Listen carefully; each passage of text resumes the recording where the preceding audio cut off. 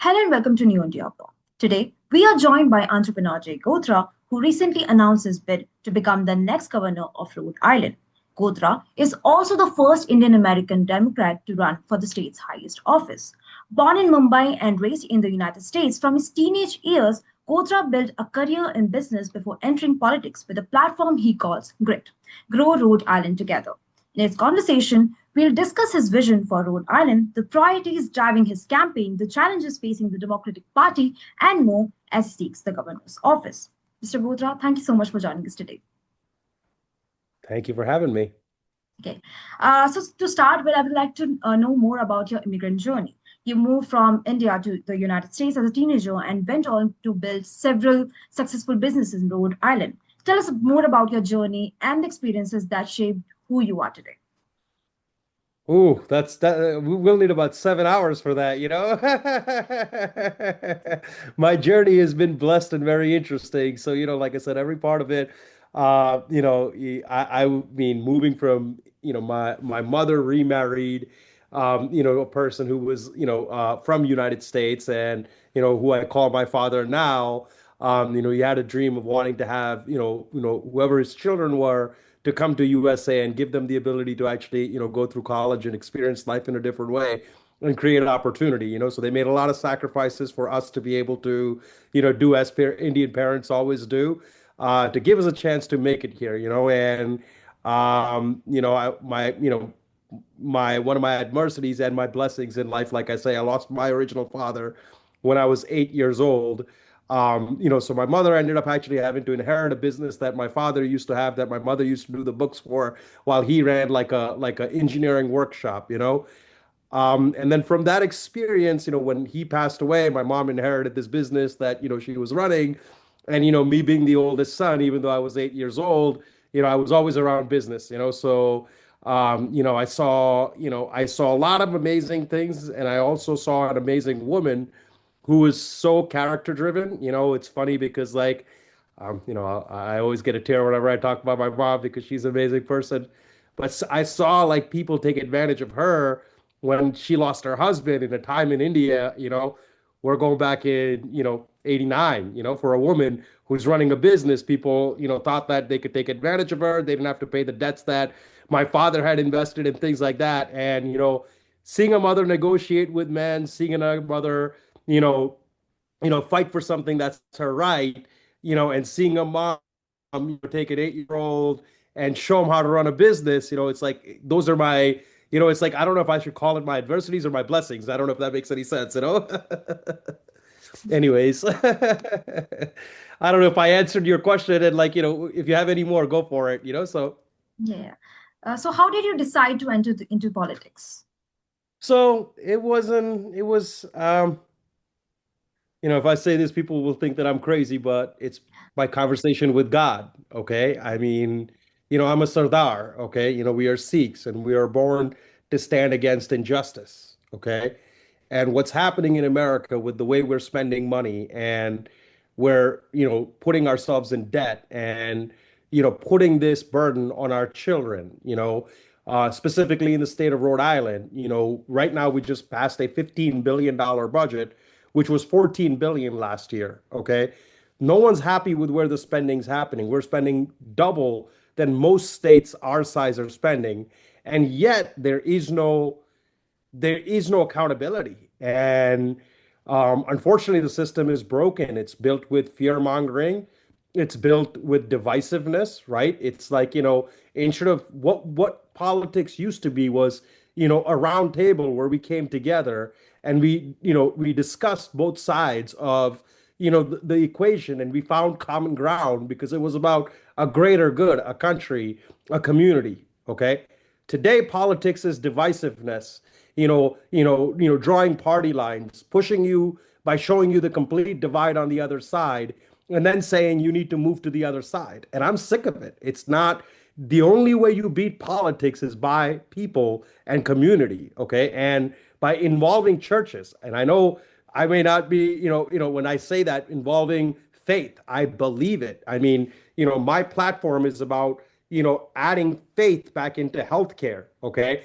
I believe healthcare is a place to treat diseases, but cures happen in community and in churches when you come across a person who cares about someone else, who wants to see them become better, who has faith in something bigger, and who wants to resolve a problem. And again, we've given government too much power. We've thought that if we gave government program benefits and initiatives, that the government is best suited to solve that. But that's not true because the incentive for government is re-election and repurpose. Okay. The incentive of a community is a strong community. Okay. And when I go to a church, whether it's a gurdwara or a mandir or a church, okay, what I find is amazing people that genuinely care for generosity and they want to give. They are serving without needing any support. When we open government programs, we have payroll and sales and this and that and every other cost to pay for before a dollar can even go to a person to help. That is not how we were built. They are taking 50% of our money away. They're taking our ability to create charity, and it has to stop. And again, this divisiveness on let's tax the rich, let's tax the poor gets us from thinking, why tax at all? Like, why is it that we need more taxation? Why is it that every time we create something new, it has to come with some sort of, regulation? And government was supposed to be there to mediate. Now government is becoming an enforcement authority and it needs to change. The people are the ones who decide how a community runs.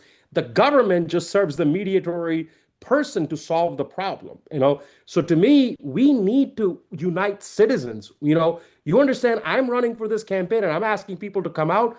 They're so scared. They're like, listen, Jay, I'll support you privately, I'll vote for you privately, but I don't want to speak up because if I speak up, then they will chastise me. If I stand next to you, then they will say something about me. So this is how it's become. Like, we are saying we live in a free election world, but we don't. Okay. When you work for the government and you're brought into a meeting and you're told, listen, don't get involved in politics because, we don't want to be in the news in the politics season. That's just basically saying, shut your mouth and where you're going to vote and just quiet out, right? They're not saying that, but they're saying that. Okay. And that's not okay. At one point we have to say, it's not okay. And somebody has to be crucified for a message of God to get through. But many have done it, and I don't care. My relationship with God is so strong that I don't care what a person thinks of me. And again, like I said, I live my most authentic life. This is about a purpose that I know. There's a person, Malvika, on the call with me right now who cares about this. To me, that's what I care about more than anything else. My intention, if I win or not, that's God's blessing to me. Whatever God has a purpose of me, he'll take me through it. So this is not about personal to me. Again, I've done $1 billion in lifetime revenue. If I wanted fame, I could have bought fame a long time ago. I know how to make these press releases. I've done it for hundreds of my companies and done it for many other people. It's just, again, we are servant leaders. I'm a Sardar, okay? I am taught to serve a community, okay, without needing to be front and center for credit. My mother runs a gurdwara, okay? That's what she does. She serves her community, done it for 25 years. Okay. At the end of the day, those are my values and the people that have grown me and brought me to where I am. And I think a lot of my thing I've kept it by saying, like, I don't need to speak up because, like, God just puts people in my life. But it's like now my message from God is coming differently to I have to speak up about the things that are very important to this world. And if I don't speak up, then I am silencing others through my silence. And I can't be a hypocrite anymore. You understand? I don't care if anybody backs me or not because, they have their own sense of fear, but I no longer will be a hypocrite. Like, I am blessed by God in a way that no man can touch me. And I don't care if you think you can. You could take money from me. You could put me in jail. You could do things to me, but my chardi kala, right? My higher rising spirits will never go away no matter where I am. So, to me, I don't know. I could go on for 7 hours, Malvika. Like I said, this is not a campaign for me. This is my life of purpose and meaning, and the reason I'm doing this, my why, is I've always said I wanted to impact 1 million people in a positive way. If I introduce you to 20 people, or 200 people that know me, they'll always say the same thing to you. He's a person who cares about impacting people in a positive way. And, for the longest time, I was always like, how do I quantify that impact? Okay. Yeah. And it was like, well, no, I'm just making impact. So who cares? I'm making impact. Right. But then when I came to this mission of Rhode Island, I'm like, there's 1 million people in the state of Rhode Island. So if I can make the livelihoods of Rhode Island better, if I can create a first state that doesn't lose his money and actually makes money, okay, that's a democratic state, right? And if I can create a sample that says, hey, because people will also tell me, I openly say it. In the last election, I voted for Trump because I vote for leadership. I don't vote party lines. I vote loyalty. My loyalty to this country, okay? And when one party started lying to me that I was loyal to for so many years, okay, I no longer can how do you go with a straight face and just vote party line, okay, when you know that they've literally lied to you 100 days before election, okay? So it had to be a stance I had to take, but at the end of the day, I also know this. You don't just talk about things. You get out and you do something about it. So it's the same thing people would say, like, well, you're running as a Democrat. Well, I am a Democrat. And Democratic Party needs leadership. And I'm not leaving my party. I'm going to set it on fire and do it the right way. And I'm going to show that only Republicans can't be the only one that can be sane-minded, intelligent people. We can create profitabilities and social awareness at the same time. The lie that the politicians want to tell you is we have to choose between one of the two. Okay? The world that God has built us in is infinite potential. We don't have to choose. We have to work together to create. But when they divide us and put us on the side, they leave us with no other choice than just choosing what we know feels safe. And that's no longer acceptable, not to me at least. Okay. So you talked about your platform. So could you please give us an insight what grit is and what is the core message behind it and what would be your top three priorities if you are elected a governor? Perfect. So what I would say is if you want more information of it, go to governorgotra.com/plans and you'll see 5 specific plans of how and what we're going to do together. Okay. GRIT stands from Grow Rhode Island Together. Okay. It starts from the core message of what I've built, every company that I've built ever done. Okay. My company core mission, if you had one employee that's worked for me, will tell you, is always learn, teach, grow together. Okay. So I've always believed that if you can learn something and you can consciously, unconditionally teach that to others, growth will happen in that community, in that organization, in that business. And I've done $1 billion in revenue. And that's the hardest thing for people to do. Business owners learn things and then they get so scared that if they give it to their employees, they'll steal it and take it from them and do something else. My response back to that is always, if somebody can take something from me, steal something from me, and then create more jobs for the world and create more value, God bless them. Okay, that's God's blessing to them. I can't take anything from anybody because it's not my blessing. My blessing is to just create value in the world, okay, and then let others take advantage of that value. So, this is not a new message, it's an organic message of what I stand for. So same thing what I'm doing here. I'm learning about politics, I'm learning about my community. I am bringing hundreds of people in rooms and I'm teaching them, okay? And then what they want to do, that information, how they want to grow together is what Rhode Island has to come and decide. My message is very simple. This is not for my family. Knock on wood, God has blessed me enough that I don't wake up and worry if I can feed my family or not. That's my God's blessing to me. This is about 1 million other families, and I need them to show up because I can't do this alone, okay? And this message is about getting that message out there that it's about the 1 million families that start together in Rhode Island, and then from there, how it spreads is what's necessary. Now, being very clear about the precise plans, they're driven around energy being one, okay? Energy is literally source of life, okay? If we cannot harness energy in a most positive and creative way, okay, we are not providing stability to our citizens, all right? We live in Rhode Island. We have ability to have wind. We could do wind farms. We've done it successfully and made money doing it. We have solar. We have solar programs we can roll out and do more things with. My previous company used to install solar in the state of Rhode Island before lawfare shut my company down, okay, and the circumstances of what happened. But at the same time, we installed more solar panels in the state of Rhode Island in residential homes than any other company, okay?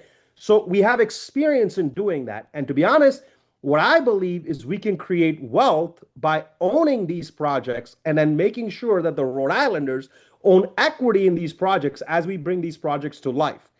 I have a clear message against Trump's oil, okay? If you don't like how Trump creates oil, you don't bitch about it. You put so much solar and wind that oil becomes irrelevant, okay? So I'm saying you fight with economics, not with divisiveness, okay? We have economic products here. We cannot scale those products if we don't have the right politicians that have the mindset and understanding how to equate these products into value for our citizens. And that's what happens. They keep selling these projects for tax credits. They keep creating, taxation, all these products, and then just spending the money from the taxations instead of creating equity-based products that can be good for our children long term, right? Instead of taking a tax, benefit into a product, how about we take equity in that so the children can have some value at the end of it? Moving into businesses, we are the most regulated state. Okay, we have horrible regulations. We overtax our businesses. We have zero transparency in how a business owner can even open a business in the state of Rhode Island. People apply, people turn in business applications. They don't even get replies back sometimes. They have to turn in applications 3 times. Okay, we need to change that. Town politics. If a town doesn't want you to build a garage, they don't even have to fight you. They just take your application and bury it to not give you a chance to do that. Okay, that's bullshit. Okay, how do you do that? You cannot let one individual inspector in a town have so much power that it can disrupt a community. That is, that is horrible. My plan says we turn in applications, the citizens, the state has 90 days to approve that application. Either they have to deny that application for some specific reason, and if they bury that application, it gets auto approved after 90 days. Okay. So, think about it. This is even great in India. Like, hey, now it takes away with, you having to feed somebody money because they're trying to bury your application until you pay somebody. You say, well, if I turn in an application and you don't approve it, you have 90 days. You have people and we have people, right? But if you can't do your job, don't expect me to do mine. But we're not doing that. We are holding our business owners to a specific standard, but we're letting our politicians not stand up to the same leadership principles. How is that okay? Right? If the CEO of Apple, Tim Cook, got on a call and said, guys, our company's losing money, we're just going to charge people more to pay for more devices, we were all laugh at him like, if your business isn't profitable, what do you mean you'll just charge more money to your customers? But when the politician says we need more money, we'll charge more taxes to our citizens, we say it's okay because he's a Democrat and he's a Republican and he's a this and he's a that. No, he's a thief taking our money. Like, what are we doing? Don't mind me. I get very excited when I start talking about these things. You are actually answering a lot of my question that I was going to ask you. So, good. Okay. Yeah. So, and, going back to, finishing my policies, because you asked policies, so let me give you all of them, right? Yeah. Education, okay? Rhode Island was one of the richest state, fun fact, in the United States, because we were the one that opened Brown universities. We are the one that created the revolution, the Industrial Revolution. We taught trades. We created the unions, okay? We were the ones that took over the world by making the best education available and the best people available. Now we're almost the last. We are in the bottom 10, okay? How can a state that literally created education as a pillar be one of the bottom 10, okay? And that's what I'm going to change with AI. I want to educate our citizens with this new tool, right? To me, AI is just another machinery. They call it these names to put fear in us, but it's no different than a Roomba, okay? It's just another tool that can be leveraged. But what isn't happening are people that are constantly teaching these tools. AI is not best for the children. AI is best for that 50-year-old who has life experience that didn't feel he can open a business, that can now get all these tools and his life experience and create value for his children. AI can take us and replace what we're working towards by saying, hey, we didn't save enough for our retirement, but our 60-year-old who can have a great idea can now open a business with AI or create education with AI and do anything with AI that can create value for their next generation, right? So I believe we need to bring our community together, because here's my saying: AI isn't going to replace people. People that are experts in AI will replace people, okay? So I want the Rhode Islanders to be the experts in AI. If AI is here to stay, why aren't we the best at it? I don't care what we do with it, but we need to be best at it. My 10-year-old has AI. My 7-year-old has their own AI. They're building apps. They're doing trainings. And when I see that, I'm like, this is what I need to get into the classrooms, because I don't want my kids to be the only kids that are intelligent. I want them to be around a group of people that are intelligent, because you rise up to your environment, right? So at the end of the day, yes, I could just take them out of my public school and put them in private school and create a new environment for them. But I don't want to do that. I want to create quality environment for all of us to be in. I came to this country and had to choose between taking a bus to school to have or having lunch, right? So I feel a hypocrite to say, hey, I'll just take my children and put them in private school, where I'm like, I'm a product of public school, right? I'm going to improve public schools. Again, my spirit is way bigger and deeper than anybody else. Then just take my kids and put them in private schools. I don't believe in that. Okay. I don't know if that makes any sense. Yeah, yeah, it does. Uh, so, you said you've asked your voters to think of you as the CEO of Rhode Island. What does that mean in practical terms? So, it's funny. In practical terms, it doesn't really mean much. It's more I'm being, real is it's either people understand CEO or a politician, right? And believe it or not, many people, don't like CEOs, but the only person they don't like against the CEO is a politician, So it was, being real, like, okay, if somebody's going to look at me as a politician or a CEO, I'd rather they look at me for what my experience tells me is what I was. I've been a CEO for 24 years of my life, right? So it's more about, I'm being very real and honest about who I am, right? But as a CEO, I'm also a servant leader, okay? So one of the questions I was asked is, why do you want to be the governor of Rhode Island, right? Like, it's like you're going for the highest office, you've never run for politics. Why? And my answer was very simple, because I want to take accountability. And the only person that's accountable is the person on top. Okay. And for once, because I don't care to run for 8 years, I don't want to be in politics. I want to make impact, and want to move beyond by creating leaders in the organization. And the way you create leaders is by taking accountability. Okay. Everything's wrong. If the bridge is falling down, blame me for it. Okay. If there's, something bad that happens in Rhode Island, just blame me for it. Okay.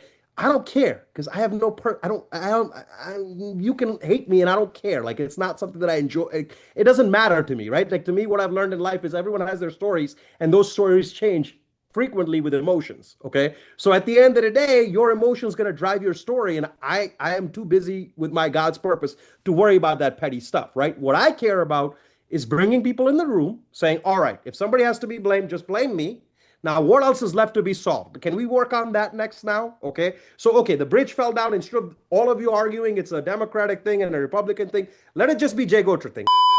Okay. Even though the bridge was built 50 years ago, just blame me. Okay. Now, can we just go fix the bridge? Because I want that done more importantly than I care about, like, whose fault it was. Like, you understand, in our home, if milk gets dropped, we don't go around going, who dropped the milk? We pick it up and clean it up.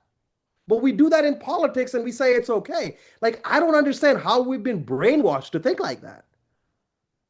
Does that make any sense, or am I just crazy? No, it does. It does. It does actually. So coming on, moving forward, I would like to ask, you have talked about technology, so many things. What do you have to say about what would your campaign do about women rights, anti-Semitism, racism, LGBTQ rights? Do you have Okay. any plan for them, for the underprivileged community? Absolutely. Absolutely. I'm an underprivileged kid. Okay. I've been bullied when I was in high school. I've written a book about it, to go, talk about all the stuff and how it affected me. I've won awards. I don't know if you've looked at my website for, being part of 10 Men, Coalition Against Domestic Violence, we've promoted, domestic violence in our workplace, to, get men to speak up about that, to be able to do that. We've protected families with, systems. So, I mean, again, I believe this is why I am doing what I'm doing, right? Because at the end of the day, being there to provide social care for our community is like our God, like, it's our purpose in life. It's not about just taking care of our kids. Like, that's like the minimum requirement that God has from you. Like, literally take care of your kids, right? It's about taking care of your community and take care of the people that need you, right? But God never says give more than you have. If as a state we can only make 11 billion, can we figure out social justice with $11 billion? Do we really need social justice to cost us $14 billion? Right? And what's that justice? To who? Justice to the people today and the children tomorrow that suffer from it? How is that not the greatest injustice in itself? How do you create justice for today while creating injustice for tomorrow? Our children are going to look at us and call us racist. And whatever name they'll call for whatever the name is at the time for doing what we're doing to them.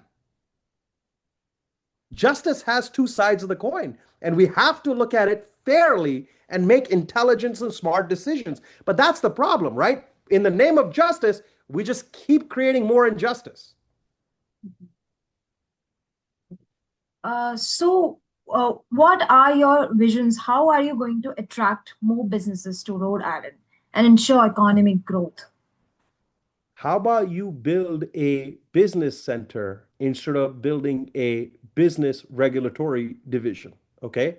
We're going to take all the people that we have put in place to become regulators, right? Creating regulations, creating punishments, creating all of these things. And we're going to move what I call from four disciplines of execution, which is the best book that I've read. Okay. It talks about focusing on lead measures, not lag measures. Lag measures is when businesses come and don't do good, we punish them because they weren't good. Lead measures is we give them a place where they come in, we register them, we make sure that they're registered the right way so they don't have to make mistakes. We give them a place where they learn how payroll is processed. We give them a place on how they can come in and learn how to do that instead of be afraid of us that if we walked into a tax office and said that we filed the wrong application, that they're going to hand me a $100,000 bill against it. Okay? That's not how you create businesses by scaring them away. You bring businesses by creating an open up environment, right? I've had a plan to say if businesses come in and give us 20% equity, we'll give them, because if we have equity in those companies, if the state has equity in those companies, we get to look at their books, evaluate their books, and know they're doing things well. So giving them immunity. Hey, if you partner with the state and create value with us, we give you immunity because it's our job to proactively look at your business and be there to support you instead of take money from you, right? Same thing, taking taxes is taking royalty. Okay. But at the end of the day, taking equity is, hey, let's build this business to become big together and we'll both benefit from it. Like, think about the benefit of that. That guy works with me for 5 years, becomes so big that he says, I want to grow into 50 states. We own equity in that business. Our growth is not limited to Rhode Island, where we tax him only what he generates in Rhode Island. If we help him grow into 50 states, we own equity in a business that goes beyond our state. Okay. So you talked about voting President Trump. So do you think some Democratic voters might find it difficult to reconcile with and they might question your place in the Democratic Party? I mean, people that want to question me will always question me, and that's their right. Okay. At the end of the day, again, if you're a person of God, you understand that God's blessed every one of us with a thought, a vision, and a plan. And I'm not here to argue any of that. What I am here to be is the most authentic self. Okay. And I'm going to tell you how it is. Okay. And some things you may not like and some things you do. But you know what? It'd be nice to have a politician that just tells you the truth for a change. Mhm. That's it. My truth may not be something that fits in your belief system, and it's okay. And if it means I lose, I lose. Okay. Life is not about the wins and losses. It's about the purpose you follow and the most authentic life you live along the way. Okay. So you are very transparent and about your campaign and everything. So what reforms would you introduce to make the government more accountable to the public? I mean, to be quite candid, this is where I go back to saying the same thing. This is why I have this campaign. This is not my journey. Like, I mean, again, a good leader doesn't come in with a full-fledged plan and says, here's how we go. A good leader comes in with a vision and says, hey, we need a community, a team together. Everything I've built, it's never been me. Like, are you crazy? Like, like building $1 billion of revenue, you think you do it alone? Hell no. Okay. What I was the visionary and the guy that staked the claim to say, we're going to do this. When I looked at people and said, we're going to build $1 billion, they looked at me and said, Jay, you're crazy. Okay. And it's okay. My job was to be the visionary, but I had to put a plan together and bring people together that then took those small steps that built the plan. Right. And I think that's what's missing. We don't involve our community in building what's right for them. We have this narcissistic belief that we know what's right for them and we're just going to go do it for them. Okay. And that's not how something is built. Something is built when you listen to each side, not for a 2-minute quick, because we have to do it before we vote bullshit, but really give people a chance. And I believe with AI, we are going to be able to do more of that. In my campaign, I'm launching pages in the next week or two where you'll be able to go in and actually edit the plans that I've built and give your suggestions and give your feedback, right? And I say it all the time. Yes, if I was an individual, I wouldn't be able to read thousands of comments and understand.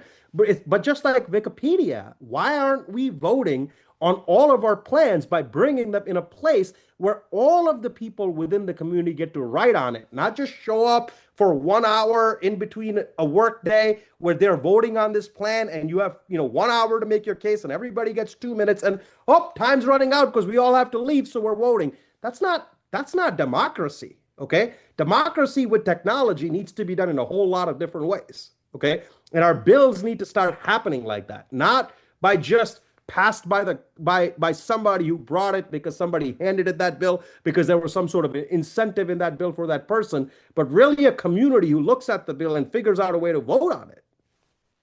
I don't know what that looks like yet, but believe me, if it was up to me, every citizen would get to vote, not just for who their council members are, okay, but rather where their dollars go. It's their money, okay? We take billions of dollars from these people. Let's let them decide where their money should go, not the government. Okay. So now let's talk about the lawsuit involving a solar company, and it's likely to be the major issue in the campaign. Why should you think the voters should trust your account in that case? Well, they don't need to, guess what?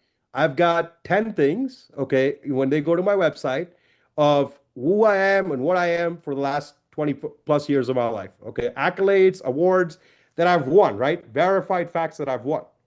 Then there's a lawsuit of a person saying I am different from what my integrity says, okay?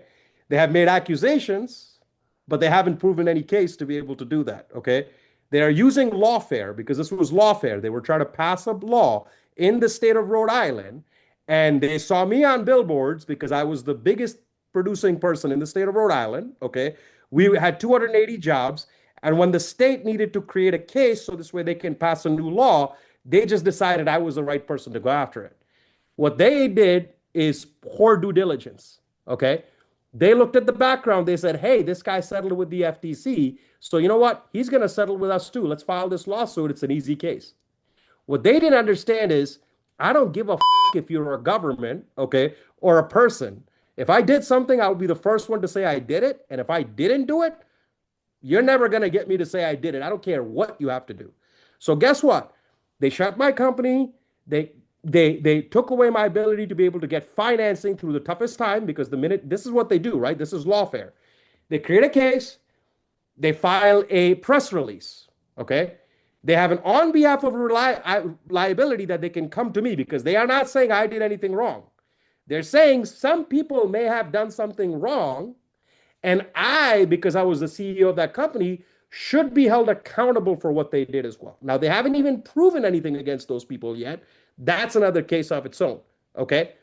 But in the grand scheme of things, they've made news articles like I've committed crime, and they'll say allegedly, right? And then say anything they please to say after that word allegedly. And when a person reads, they read, oh, he's been stealing from a blind guy. He's been doing this. He's been doing that. But that's just the salacious way for them to just defame your name before you even get a chance to defend yourself. And now you hire an attorney that says they have to go against that person and fight, okay? And then that attorney says, hey, I know the state really well because I used to work there and I understand that. So you should pay me $500 an hour, because I am this expert that will help you. And then you hire this attorney, okay? And then what happens is, as the case goes along and you say, hey, this is unfair what they're doing, the attorney changes his tune. Hey, listen, we have multiple cases with them. We have to work a lot of things. I know this one's uniquely different, but we can't really talk about this out loud. We can't really file any actions. We can't really do that. That's not really good. And everything that was sold to me, hey, you're going to vigorously get to defend yourself. You'll get a chance to say your case. All goes away because I'm part of the same system that's repeating itself. Okay. And guess what? The only way you win in that system is by representing yourself.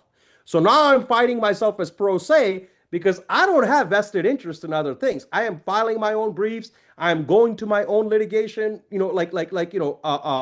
hearings and doing all of the work myself, okay? Because at the end of the day, I will not back down from somebody that says that I did something that I didn't do. And again, that should be the reason why people vote. If there's a person who's willing to stand against government, okay, when every incentive for me could be done differently, all right, that's a person you want on your side, not against you. Okay. Uh, okay, moving on. There are a lot of Indian Americans that we see in the public office, from Mamdani to Ramaswamy. Do you draw any parallels, and do you see your candidacy as a part of that broader political story? So I answer that first with I don't follow them enough to judge anybody, right? So like, I'm a one person that, my judgment is to myself, not to others. But again, I believe I go back to saying the same thing, right? If somebody is doing something that their heart says and their spirit says is what they should do because they're doing it for the greater good of others, I shouldn't be the one coming in their way. I don't care who they are. The end of the day, public service is not this sucks. Okay. I get, if I get elected, I'm working for free. And if I get elected, I make 170 grand a year. Okay. My expenses are not covered at that level. Okay. But at the end of the day, when one of us steps in to do this, it's either two reasons we're doing it. Okay. It's either out of service or out of, fame. Okay. And if you're doing it out of fame, you shouldn't do it because there's people that count on you to do it. And if you're doing it out of service, God bless you. Like then I have no reason to judge you because it's coming from a deeper place, and that doesn't require judgment. Okay. Um, so finally, when voters cast their ballots, what is that one thing you hope they remember from your campaign? That I need them beyond the vote. That vote is a commitment to show up. That vote isn't, that's it, my job is done, right? Like I said, a good leader isn't the one that's saying, I got it all, guys. A good leader is the one saying, I need all of you to help with me to get this thing right. Okay. And, I think I've talked about all the despair, as far as like, $14 billion, losing $400 million, things like that, right? But to be honest, I don't believe Rhode Island is broken, not yet. Okay. If you think about it, losing 400 million on a $14 billion budget is only 3% loss ratio. Okay. We don't have to change a lot of things to fix 3 to 4% what's broken. Okay, for that, we just need to come together, have all the good people that are already in the positions they're in, and have an honest conversation. Like, guys, like 5%, really? Do we want to leave this to our children? How about we just figure out a way together to figure out how can we cut one out of 20 things that we're doing that isn't serving our community? Okay, that's a conversation, that's a communication, that's a 4-year plan to resolve something that isn't hard. But when we move this up to 15 billion, when we move this up to 600 million, and in 4 years from now, when we're losing 15, 20%, that's when we'll have some real problems. So again, being a visionary, it has its pros and cons. Okay. A visionary can see a vision clearly, but they can also see other things coming to life. Okay. I see what will happen to this country and this state if we don't make change. Okay. And again, it's a lot easy to say, when will somebody else step up and make change? Okay. And it's hard to elect yourself because this is a lonely path. You understand how many people say, Jay, I believe in you. You're the man. You're the person for the job. I will vote for you, but I will not stand by you because Mhm. that's how scared they are. You understand? Like that's sad. Like, it's like imagine being in a place where we don't even feel like we can stand by somebody we believe in. Mhm. That is true. That to me, like honestly, like I don't even take that personal. I just take that as like a level of like sadness. And to be honest, it's a level of blessing. Like I'm like, honestly, when I have that happen to me, I don't go like, wow, I can't believe I'm lonely. I literally get on my knees and I pray, like, thank you, God. I don't have to be in that position. I don't have to be, a facade of myself just because I am so fearful of what I have will be taken away. If I could just speak what makes me the authentic version of me, that's God's blessing to me. Literally, like, there's so many things that I don't know how to explain it. Like this campaign, you can look at the surface or you can sit down with me and we can go through it together and I can show you what integrity looks like. Okay. Mhm. Integrity looks like you doing the right thing, even when no one's watching. Integrity looks like you being there for the people no matter what happened. Okay. My company went down in 2024. All right. October of 2024, because it lost its financing because one of the banks, the final banks we had, went into bankruptcy and stopped paying us. Okay. Up till that point, um, before the lawsuit was even filed. The lawsuit was filed in June 2023. Okay. I went the whole year of 2023 and 2024 without taking a paycheck. I worked for free because the company was struggling and it needed money. I put in, when the attorney general filed the lawsuit in June and we became unbankable, okay? Beyond that point, I put in almost $1 million of my money, knowing that I won't get it back. My mother loaned me $300,000 to put into the company. My father loaned me $200,000 to put into the company. This is time when we know it's volatile and we may not save this company or it may come back. My sister went through a divorce, had $300,000 she got. She put it back into my company to help me support this thing. Okay. When October 2024 happened and the company went under, every other CEO woke up and left because there was no liability for them to be had because there's no personal thing they did wrong. It's just the company went under. I stuck around till Q1 of 2025, end of Q1, activating every customer that had signed up with the company that would be left. I made sure everything I could do to make sure the service was done to the customers were done and completed and activated. Okay. The people they sued in this case, to talk about how egregious this case is, okay, not only did they sue me, one of the people they sued in this case is a priest. His job in my company, okay, was to educate and grow people. When the lawsuit was filed, he was the one who spoke against the attorney general to say what they're saying is wrong.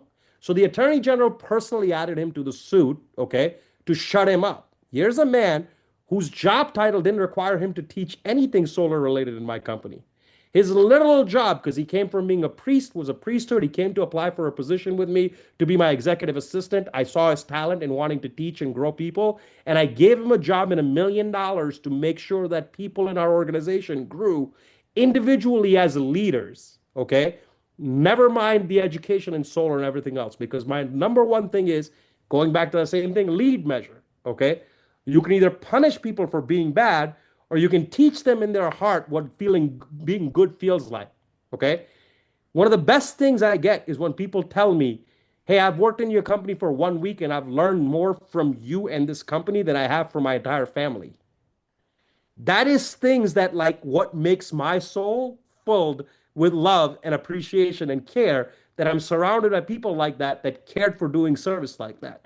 And when they sue a person like that, there's no end to that. I will make sure that they all get what they have coming for what they did to people like that. That's what leadership is. Leadership is you stand for your people, not for yourself. If this was about me, it would have been closed out a long time ago, but it's something bigger. It's something, this was God's purpose. Like, and I believe I will win because of it. Because when people actually understand it and see it and understand what lawfare is and what's happening right now, this is literally why I'm fighting, because other business owners are facing the same thing. They just don't have the resources and the mindset and the wherewithal, right? You need grit. You understand? They're pushing me into depositions. They're making me write paperwork. They have 8 attorneys that show up against me one alone, right? That's how they fight. They're using my money for millions of dollars that I paid in payroll from all the employees that work for me to now fight me while they put me under. That needs to change. And that's what leadership is, showing up when it becomes hard, showing up when it's easy to, I can just move to freaking Dubai. I can move to Florida. I can move to India, right? Like, it's not about that. It's about, I'm a Sardar. When you tell me I did something that I didn't do, I am not leaving, but Chardi Kala. I am not fighting with anger. I am fighting with peace and purpose. And that's what I always do. This is not about being angry. It's about being purposeful and knowing that God puts you in circumstances that, yes, you can get out easily or you can fight hard. That's how your, character is built. Okay. So you are the first Indian American Democrat to run for governor. So what does that milestone mean to you personally, and what message does this send to other Indian Americans across the country? Get in the race. Okay. We are the most practical, pragmatic people this world has seen. Okay. We are blessed to have, this need in some ways, it's also our curse, right? This need to constantly improve and grow and become better. Okay. But at the same time, at our core self, service is important to all of us because it's part of our culture. Okay. And I think we as Indians need to own this country as ours. Okay. I think, it's time that this is a melting pot. America is a melting pot. Okay. I believe it has space for all of us. Okay. I believe that we have to respect the heritage and culture that was built before us. Okay. And then we have to be respectful in building a new heritage and culture that looks good. What we are doing is good. Okay. I don't believe that, people in every way that they believe that their right should be heard. That's our part of First Amendment right, right? But the way we're going about how we're doing it through divisiveness and fear is what I want to end. Okay. Because I think that there's 80% of the people that are sitting on the sideline now. Okay. And we're letting the far 10% on the left and far 10% on the right make decisions. And that is literally detrimental. I don't care who makes that decision. If it's made with just 1/10% of the person in mind, because the other 80% are so scared. Honestly, the best word I use is apathetic. We just are apathetic. We're just like done with it. But what is it? That's your paycheck. Like, are you done with giving up 40% of your paycheck? Or do you want to wait till it gets to 75% of your paycheck? Right? So I'm saying, like, at one point we have to get past apathy and say, all right, forget these 10% on each side. What are these? Where are we as the 80% gathering together? Okay, that doesn't involve those other 10% on the side, and let's us start making smart decisions together, and that's my mindset. And I believe Indians can lead that charge because you know what? One thing we have is a community. Okay. And if we don't rely on the Indian community to bring other communities together, right? Then we as Indians didn't serve our purpose. Our purpose has always been to explore community and growth and well-being. And I want Indians to jump in. We need, honestly, like, having this $15 billion budget came in, even though I'm running for governor, I already feel apathetic because I'm like, wait, I don't control that budget. I actually need 75 Indians, if that's what it is, to run in Rhode Island so we can have intelligent, smart people that are making intelligent, smart decisions with the best interest of the state in mind. And again, as Indians, we generally care about our children more than anything else. So it's like, that's what I'm saying. Like, I'm like, I got my 2-year-old. What am I saying to him? Hey, I'm burning down your future. Like, and while I play with you, like, that's silly. And again, sometimes knowing too much is a bad thing. It's like the more I find out this stuff, knowledge is poison too. Cause I'm like, how can I let this just go? Like, how can I say, it's like the one thing I say, like it rings in my head all the time. It's my grandma's saying, and it's like, this is what kind of taught me community and purpose, right? So she always said this to me. She said, Dimpu, that was my, nickname. She's like, Dimpu, you can't be a flourishing tree in a burning forest. Okay. And her thing was like, you want to flourish. It doesn't start with how big your tree is. It starts with how good your community is. Okay. And I think what's happened is we've just been so pushed through COVID into our homes, okay, that we have now been told that just stay inside. Let us handle what we think is right for you. And you just show up when we tell you it's time for you to show up. And somehow, somewhere from, I don't know where that programming came, we have all accepted that as our fate. And we have to change that mindset. We have to almost shock ourselves out of this behavior that we're in. Yeah. I think that's it from my end. You have answered all my questions, and we'll be closely following your platform and your campaign. And that's it from my side. Thank you so much for giving us your valuable time.